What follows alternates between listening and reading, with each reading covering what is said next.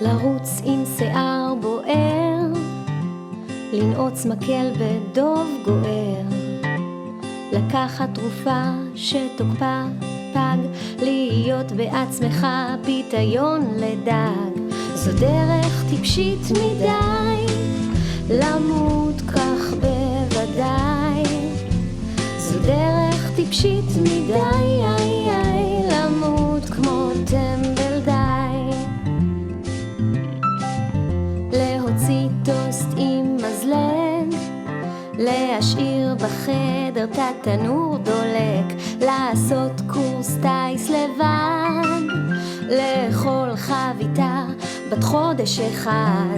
זו דרך טיפשית מדי, למות כך בוודאי. זו דרך טיפשית מדי, למות כמו טמבל די. להזמין מחבל מהחמאס, לגנוב מגנב שלא נתפס, להסיר את הקסדה בחלל, להתחבא במייבש שלא ימצאו אותך בכלל.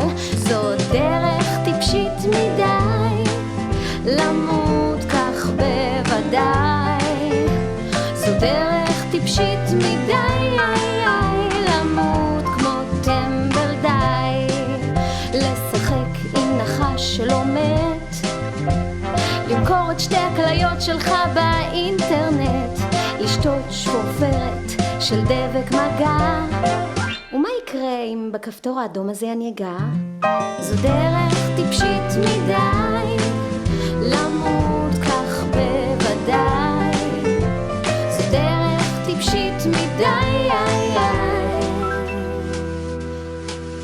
למות כמו טמבל די.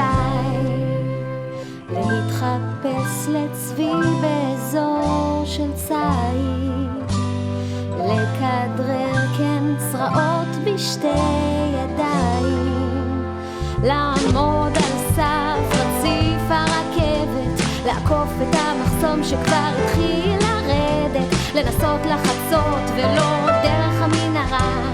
זה לא מתחרז אבל ללא ספק זו דרך טיפשית מדי. זו דרך טיפשית מדי, זו דרך טיפשית מדי. למות כמו טמבל, למות כמו טמבל די. בזהירות